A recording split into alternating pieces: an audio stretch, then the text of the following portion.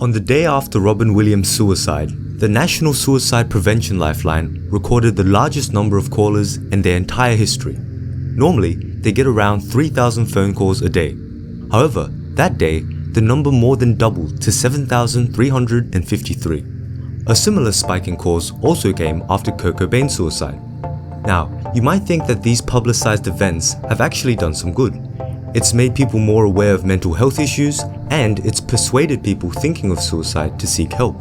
However, there's also a downside, and it's why articles with titles like 10 Strangest Things Left on Celebrity Suicide Notes are extremely dangerous. There's a phenomenon known as copycat suicide. The effect states that suicide can actually be contagious. Basically, if a person is mentally unstable and hears about someone else committing suicide, they may view it as a more appropriate action. Consequently, you see a cluster of suicides. Perhaps not surprisingly, celebrity suicides have the largest impact. An analysis of 34 publicized stories found that on average, there was a 2.5% increase in suicide during the month of publicity.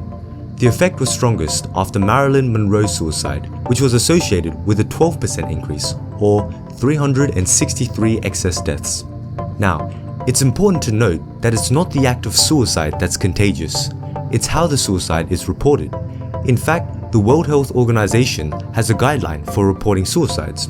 The media should stress how suicide is wrong and give alternatives. This is why you'll often hear reminders to call suicide hotlines at the end of a suicide story. What they shouldn't be doing is sensationalizing the event, providing constant coverage, and describing it as a form of escape from a person's troubles. But of course, this is exactly what happens. Why? Simply because people are more interested in sensationalized events. And since we're interested, we click on their articles, they get more views, and this ultimately means more advertising money. It's almost a form of clickbait. There's even clear evidence that sticking to the reporting guidelines works. For example, after Vienna introduced a subway system, there was a sharp increase in people committing suicide by jumping in front of trains. This was fueled by the media reporting these events in a dramatic way.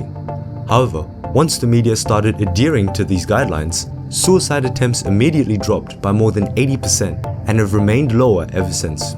So yes, the media is largely to blame for this. On the other hand, you'll have to admit that we as the public also have some small responsibility. At the end of the day, we are the ones choosing to consume and share these sensationalized stories. Should we really be interested in this kind of stuff? If a celebrity has died, it's fine to remember their legacy, but do we really need to know the exact details of how he or she died? Especially if their families are still in mourning. It's not useful to us, and there really is no need to view these articles. So, next time a famous celebrity dies of suicide, be careful of sharing and liking these articles on your social media. Simply acknowledge that it's happened. And of course, if you're struggling with suicide, here are some places you can seek help.